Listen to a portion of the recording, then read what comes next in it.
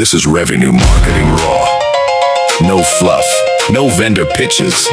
Just the truth your CMO won't say out loud. Featuring Jeff Pedowitz and Dr. Debbie Qaqish. Let's go!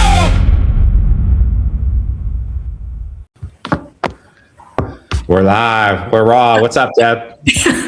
It's just a great day. We've had a couple of days of stormy, bad weather, and the sun is out today. So I feel great. And I think this is going to be a great session because this is a topic that I really like to talk about.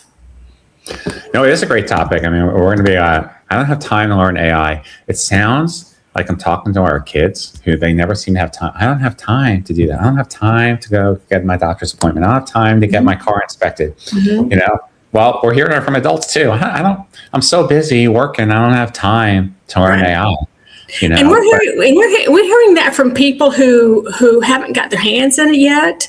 And if you're a marketer, that's a bad place to be. But we're also hearing it from really experienced marketing people who have been close to technology for a long time. And for a lot of them, it's not only do I not have time, but there's this fear factor of, you know, how do I stay abreast of AI? Because especially if you're in like any kind of marketing ops role, and everybody's touching technology these days, you know, you're only as good as your ability to use the technology that you have. So the fear that you're not using the right technology, you're not using it the right way. And guess what? When we roll out AI now, it's not like, here's your training, go take it, get your certificate, and just move on. Hell no. By the time you're through half the class, AI has already changed, right? Yep. So part of it, I think, Jeff, is this fear of not staying abreast, this fear of not, and we hear this from marketing leaders about their teams. You know, are we doing enough stuff with AI? And everybody feels like they are behind. Did you see that graphic that I sent to you that was put out by Tom Fishburne? And Scott Brinker posted it. Yeah, it was really good. I know that went very viral. But, you know, I remember a couple of years ago, we were teaching our company on time management. And you know, it all comes down to there's still the same amount of time in a day. We all have 24 hours. So we choose to make time for the things that we consider to be important and our priorities. And it really, I know a lot of people said to you, they pray every day. Why? Because it's important to them. You know, they carve out time. We know people that exercise every day. We know people that, you know, do all kinds of things every day. And so it's really, it doesn't have to be this big thing as in that joke, you know, how do you need an elephant one bite at a time, right? It's AI is going to keep changing and growing, but if you get overwhelmed by it and you're not, the best thing to do is just take it small steps, right? Like right. Just It is. But I want to back up to something that you said. This is not another to-do on the list. You're right. To me, when I think about if you're going to be part of an AI world, especially if you're in technology, especially if you're in something like marketing operations, it's not learning another piece of software. It's making sure that your learning is always on. Right. And that's not a to-do list. That's not, I'm going to block out time for this. It is a mindset and it's a learning approach, right? But to your point, how do you activate that mindset? And it is by doing small parts at a time, small pieces at a time. Nobody is trying to, okay, well, maybe there are some people trying to take over the world with AI, but you know, it is those small incremental things that you do day in and day out that do a couple of things. Number one, it helps improve your knowledge of what's going on in AI. But number two, it also helps you build a habit. And one of the things that we have learned with AI, and Jeff, you know this because you're like the master at doing incredible things with tools, is experimentation, right? Okay, can I do this with AI? And let me run an experiment on it. And let me see if I can do this. Let me see if I can create this. And we're only limited by our imaginations and our next great prompt into ChatGPT. I was just telling some of our team that yesterday. Like I think there's a misconception that it's a technical skill. It's not really, because most of how I'm using it is just imagining. and having conversations and asking prompts and sharing. Yeah, here's things I've done in the past. Take a look at it. Here's my new situation. What do you think? And going back and forth, almost like Tony Stark interacts with Jarvis. You're really just having that intellectual and curious exchange, back and forth. But I think that's really it. So let's just say, okay, fine. You've started to use LLMs, and now you're writing emails. Great. Okay, and you're doing meeting transcription. Okay, write something bigger. Ask it to write a white paper, a proposal, a statement of work. Do that for a little bit. Get more courageous. Write a book. Get it to design a picture, a video. Just keep pushing yourself to the next thing. Just make it a little bit bigger. And it doesn't have to be perfect. And you might not even choose to use it. That's not the point. The point is, as you start learning the art of the possible, some things will be relevant to you in your business and some things weren't. But you're not going to know what is or isn't possible unless you try. And I saw a video on this morning. Right now, all these tools are as worse as they're ever going to be. Right? That every week they keep iterating. So they keep getting better. Right? It's not like right now they're the best they're going to be. It's the opposite. So they're already incredibly powerful. And so each week, if you keep experimenting and keep learning, like that's right. I was showing you before we started the call, I just built out this 45 slide PowerPoint deck, which was like world class. Normally, it would have taken me 2 weeks to do. And I'm a PowerPoint whiz. And I built it in an hour. But a month ago, Claude couldn't even generate PowerPoint. I had to use like Gamma or some other site. Right. Every week. That's exactly right. Every week. And I think that the other thing is that, and I think a lot of times people in operations or people in technology have more of a, it's either a 1 or a 0. But number one, you have to have an always learning mentality. Number 2, you have to have an always experimenting mentality. Number 3, you have to have, it's not going to be the same as the last time I sat down, right? To your point, there's always something different that's coming out.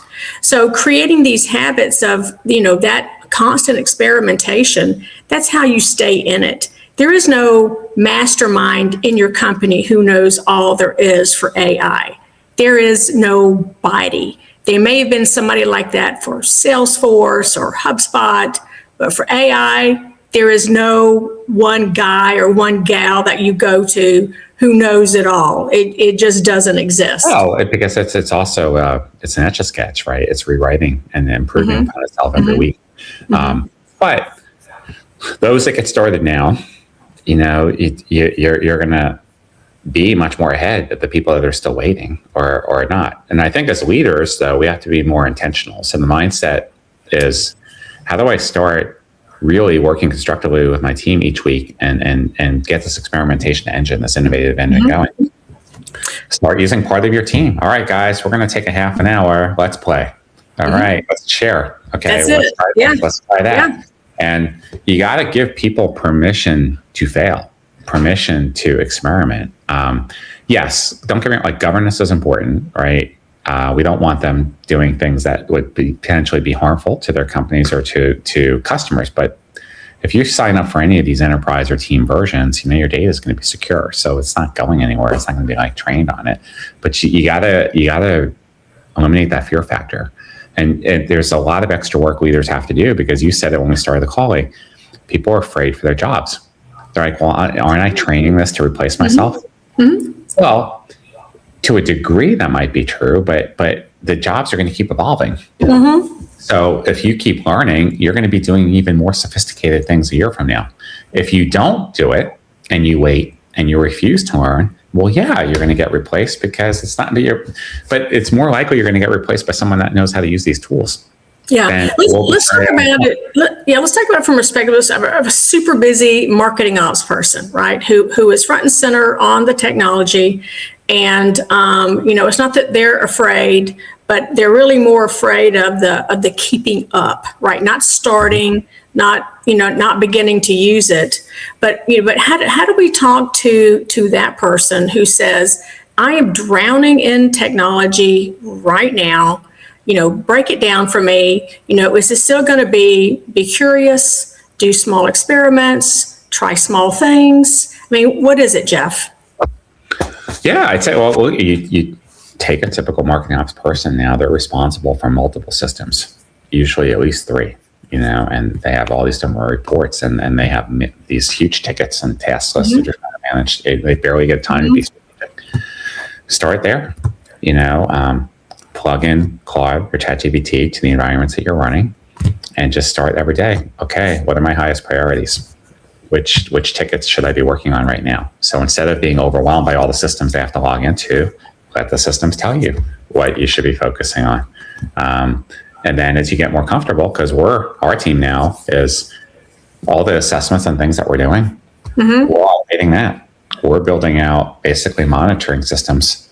Because one of our employees could be managing 10 clients at once. So we have AI monitoring all of them simultaneously. Now, those are things that you can do to improve productivity at work. But what can we do to help remove the fear factor?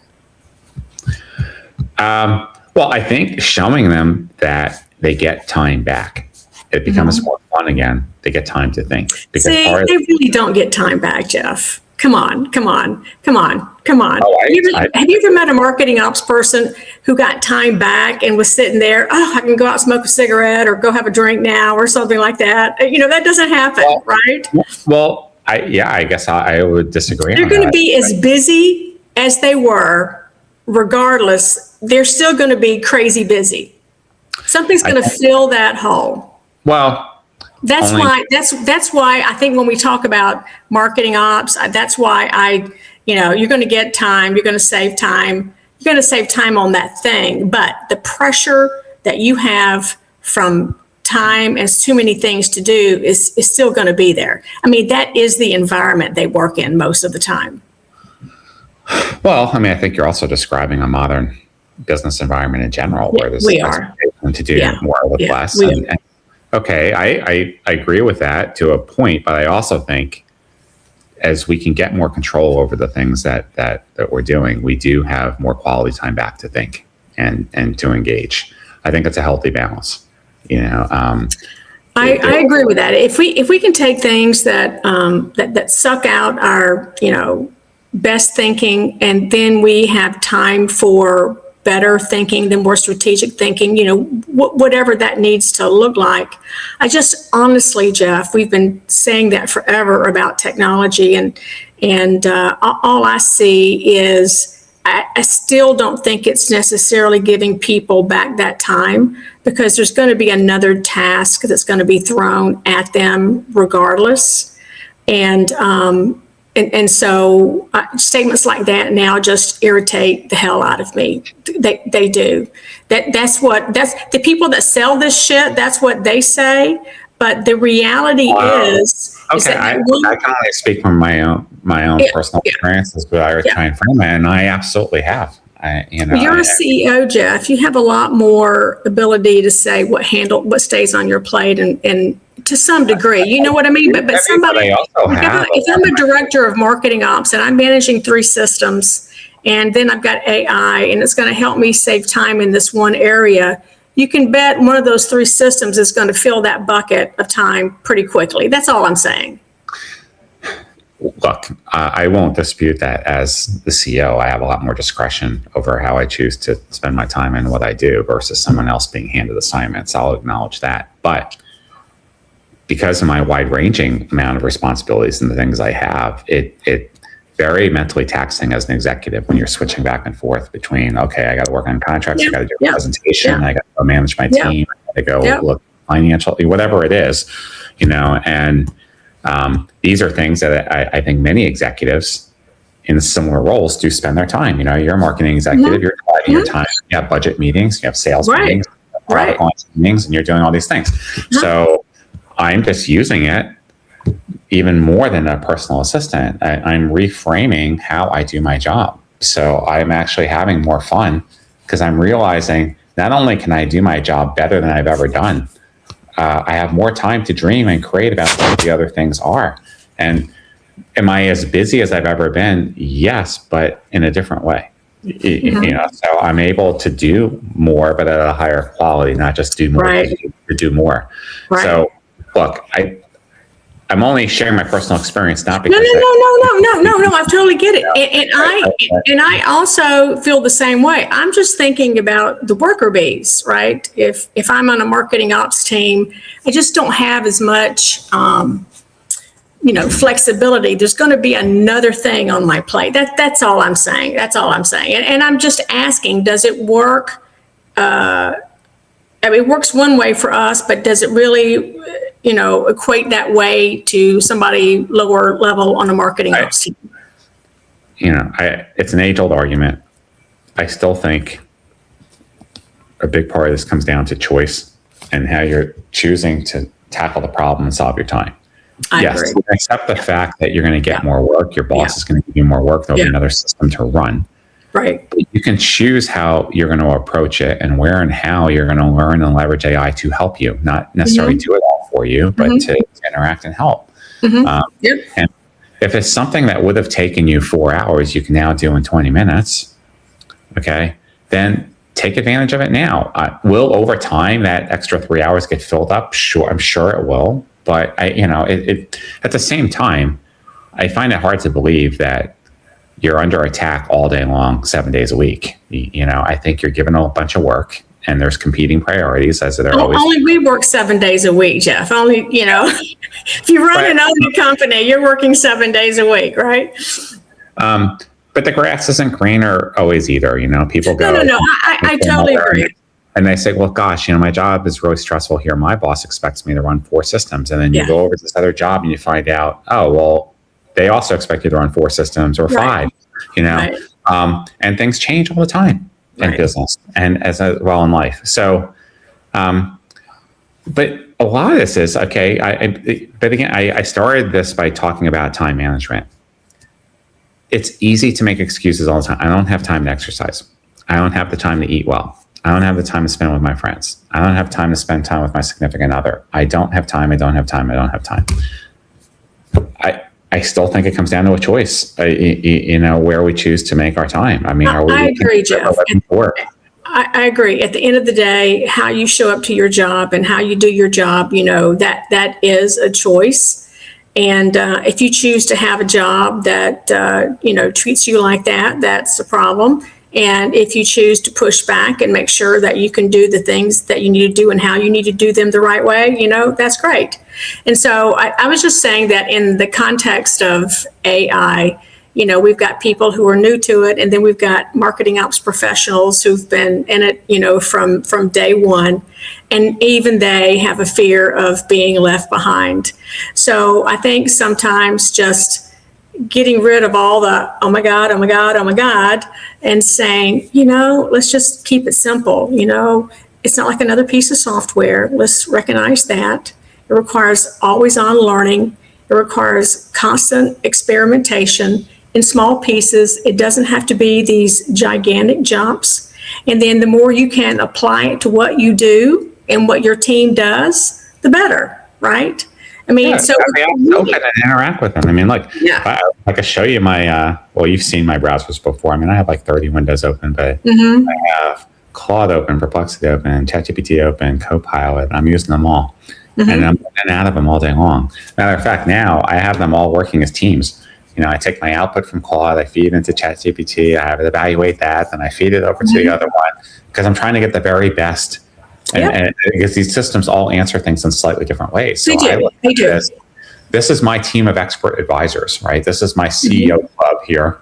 I'm surrounding myself with all these very powerful, intelligent people, not people, but I totally agree. And it helps me be better. But the other thing I'm doing too is, because you probably see this, like, if you don't actually train your LLM to be objective, it's always going to, no matter what you say, you're going to make it like, Debbie, that was freaking brilliant. That was awesome. I love that idea. So I'm always like, okay, don't just tell me what you think. Evaluate yourself. Use a rubric, right? On a scale of 1 to 10, how good is this approach, this idea? And when you do that, it comes back and says, oh, well. It does. And Yes, it's a great way to get prompts that are more in line with reality. I completely agree. And you don't lose your critical thinking. You don't lose your critical thinking. That's exactly right. So I think what we're landing on is AI is not another to-do. It's not another training class that you attend. It is a mindset, and it's a mindset shift in corporate America because it requires always on learning around technology. There's no one super person who knows it all. To your point, Jeff, constant experimentation and connecting it to work and connecting it to your team so that you can see the wins. And that is a much better approach to thinking about how do I stay abreast of AI? And I would say that trying to do something yourself is better than reading an article. You might get inspired by something in an article, but there's nothing like hands on the keys and doing it yourself. Completely. And that's how any habit is formed, with repetition. It's just kind of getting in there and every day. Yep. Use it, live it, breathe it. Totally agree. All right. So if you're afraid of AI, don't be. Listen to Jeff and Debbie. Take this approach. You'll be okay. Let us know. You got this. All right, Jeff. We'll see you next time. Thanks, Deb. All right, y'all. See you guys. Alrighty. Bye. Good.